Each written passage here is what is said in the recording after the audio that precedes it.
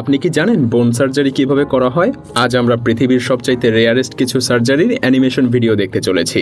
যাদের এ ধরনের ভিডিও দেখলে সমস্যা হয় তারা চাইলে ভিডিওটি স্কিপ করতে পারেন, কারণ গোটা ভিডিও দেখার সময় আপনার শরীরের মধ্যে শিরশির অনুভূত হতে পারে। প্রথমেই হাড়ের ভাঙা অংশটাকে সাবধানে কেটে আলাদা করে নেওয়া হয়। এবার বিশেষ একটা ড্রিল মেশিনের সাহায্যে টিবিয়ায় ছিদ্র করে নেওয়া হয়। তারপর সেই ছিদ্র দিয়ে বিশেষ এক ধরনের স্টিলের রড ঢোকানো হয়। রডটাকে ভালোভাবে হাড়ের সাথে আটকে দিয়ে আরও কিছু ড্রিলিং করা হয়। সেই ছিদ্র দিয়ে বিশেষ এক ধরনের তার ঢুকিয়ে তার সাথে একটা ফিক্সেটর সেট করে দেয়া হয়। এরপর এই ফিক্সেটরে থাকা ইলিজার্ভ ক্লিকার, যেটা কিনা দেখতে নাটের মতো, এটাকে ঘোরানো হয় কিছুদিন পর পর। তারপর এভাবে হাড়টাও আস্তে আস্তে ঠিক হতে থাকে। এভাবে প্রায় 136 দিন লেগে যায় পুরো হাড়টা জোড়া লাগতে। আর এরপরেই রোগী তার পায়ের হারানো শক্তি আবার ফিরে পায়। ডেন্টাল ব্রিজ, এটা সাধারণত অর্থোডেন্টিক ব্রিজ বা শুধুমাত্র ব্রিজ নামে পরিচিত। এটা এমন একটা ডিভাইস যা দাঁতের উপরের এবং নিচের পাটির মধ্যে ভারসাম্য বজায় রাখতে ব্যবহার করা হয়। মূলত যাদের কিছু কামড়ে ধরে রাখতে সমস্যা হয় তাদের জন্যই পারফেক্ট সলিউশন হলো এই ব্রিজ পদ্ধতি। এমনকি এটা আঁকাবাঁকা দাঁতকে সোজা করার সবচাইতে জনপ্রিয় মাধ্যম। কিন্তু এটা কিভাবে কাজ করে? প্রথমে একটা স্পেশাল আঠার সাহায্যে এই ব্রিজ দাঁতের সাথে আটকে দেয়া হয়। এরপর এই ব্রিজগুলোর মাঝে একটা বিশেষ ধরনের আর্চওয়্যার লাগানো হয়। এই আর্চওয়্যারগুলোই মূলত দাঁত সোজা করার কাজ করে। প্রতিটা দাঁতের জন্য আলাদা আলাদা ব্রিসেস থাকে, আর সেগুলো প্রতিটা দাঁতের মাঝেই বসানো হয়। প্রায় প্রতি 1 মাস পর পর আর্চওয়্যারগুলোকে পরীক্ষা করে আরো শক্ত করে লাগিয়ে দেয়া হয়। আর্চওয়্যারগুলো তো মূলত ইলাস্টিকের হয়ে থাকে। তবে হ্যাঁ, ব্রিসেস পদ্ধতির এই বিশেষ কিছু উপকরণ এবং পদ্ধতির মাধ্যমেই আপনি পেতে পারেন একটা সুস্থ এবং সুন্দর হাসি। আর তাই তো এই পদ্ধতি বর্তমান পৃথিবীতে খুব জনপ্রিয় হয়ে উঠেছে। আক্কেল দাঁত কিংবা উইজডম টিথ অথবা থার্ড মোলার, আমরা প্রায় সকলেই এর মধ্যে কোনো না কোনো নামে এই দাঁতকে চিনে থাকি। মানুষের মুখে সাধারণত 17 থেকে 25 বছর বয়সের মধ্যেই এই দাঁত ওঠা শুরু করে। তবে দাঁতটা ওঠার জন্য মাড়িতে জায়গা না পেলে অন্য দাঁতের মাঝে ওঠার চেষ্টা করে, আর তখনই দেখা যায় বিভিন্ন ধরনের সমস্যা। আর এই সমস্যার সমাধান দেওয়ার জন্যই ডাক্তাররা এক্সরে করে যদি দাঁতের মধ্যে কোনো সমস্যা দেখতে পায় তাহলে প্রথমেই দাঁতের গোড়ায় অ্যান্টিসেপটিক বা মাউথওয়াশ দিয়ে দাঁতকে খুব ভালো করে পরিষ্কার করে নেয়। এরপর একটা ইনজেকশন দিয়ে দাঁত অবশ করা হয়, যাতে করে পেশেন্ট কোনো রকম ব্যথা অনুভব না করতে পারে। এই পুরো প্রসেসের সময়টাতেই পেশেন্ট জেগে থাকে। তবে পেশেন্টকে ইন্ট্রাভেনাসলি সিডেশন দেওয়া হয়। এটা করা হয় যাতে করে সে পুরো অপারেশনের সময় কোনো রকম ব্যথা অনুভব না করে। তাছাড়া অপারেশনের পুরো সময়টাতেই পেশেন্টের শ্বাস প্রশ্বাস এবং তাপমাত্রার উপর নজর রাখা হয়। এরপর প্রথমে যেসব দাঁত মাড়ি থেকে পুরোপুরি বের হয় না সেগুলোকে তোলার জন্য দাঁতের গোড়ালি অবশ করতে একটা ইনজেকশন দেওয়া হয়। তারপর দাঁতের মাড়িকে কাটতে হয় যাতে করে ভেতরের দাঁতকে দেখা যায়। এরপর একটা যন্ত্রের সাহায্যে দাঁতকে কেটে 2 ভাগ করা হয়, আর এই পদ্ধতিকে বলা হয় টুথ সেকশনিং। এভাবে কাটার পর দাঁত তোলার পদ্ধতিটা আরো সহজ হয়ে যায়। তারপর ডেন্টিস্ট এলিভেটর ব্যবহার করে সম্পূর্ণ দাঁতটাকেই একদম তুলে ফেলে। এরপর দাঁতের এই অংশটা পরিষ্কার করে নেওয়া হয় এবং তারপর কাটা স্থানটাকে সেলাই করে 7 দিন পরে সেই সেলাইটাকে আবার খুলে ফেলা হয়। তবে এরপর আবার সেই জায়গা থেকে দাঁত উঠতে প্রায় আরো 6 মাস সময়ের প্রয়োজন হয়। বয়স বাড়ার সাথে সাথে পিঠে ব্যথার সমস্যা কম বেশি আমাদের সবার মাঝেই দেখা যায়। পিঠে ব্যথা সাধারণত স্পাইনাল পেইন হিসেবে পরিচিত।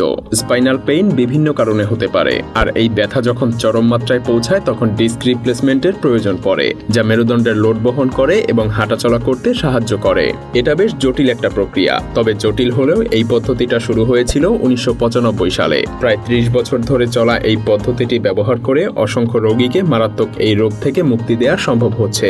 প্রোডিস্ক রিপ্লেসমেন্ট এই পদ্ধতিতে রোগীর পিঠে আর কোনো ব্যথা থাকে না বললেই চলে। তবে প্রোডিস্ক ডিজাইন করা হয় একটি বল এবং সকেটের উপর ভিত্তি করে, যেটা একটা নির্দিষ্ট অ্যাঙ্গেল পর্যন্ত মুভ করতে পারে। এটা মেরুদণ্ডের ভাঙা হাড় বা জয়েন্টের মাঝখানে প্রবেশ করানো হয়। এর ফলেই রোগী আবার পূর্বের মতো করে তার ভারসাম্য বজায় রাখতে পারে। The surgical technique. প্রথমে মেরুদণ্ডের এই হাড়ের মিডলাইন চিহ্নিত করা হয়।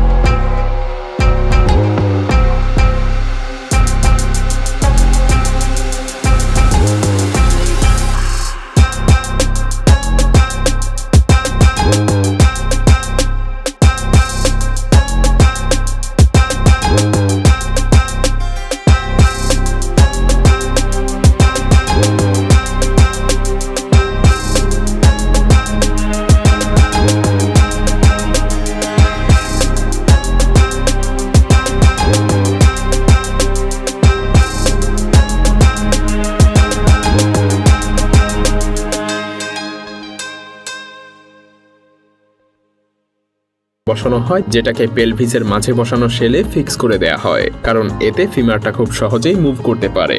আর এভাবেই জটিল এই প্রক্রিয়াটা সম্পন্ন করা হয়। আপনি যদি heart attack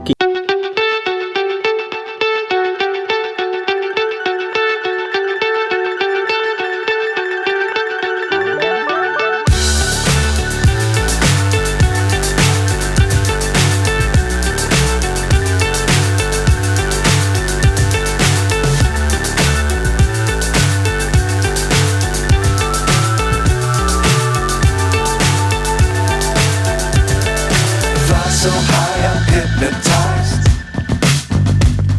What's up is down, what's left is right. Chasing stars and holding you. I can't see the end, but we'll see it through.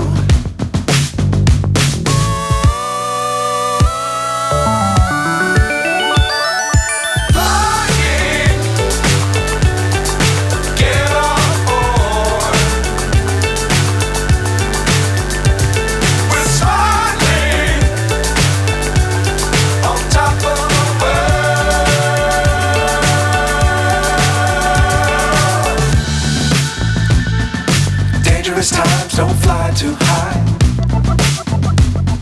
Be sure to keep the ground in sight. Fly forever if you keep it tight. Love the world but keep the sky on your mind.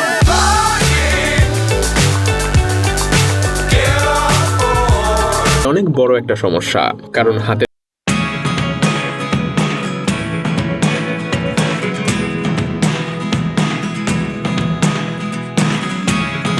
Never really know what's going on. Look at me sometimes like all you want to do is run. জানাতে পারেন। তো আজকের মতো এ পর্যন্তই, ধন্যবাদ।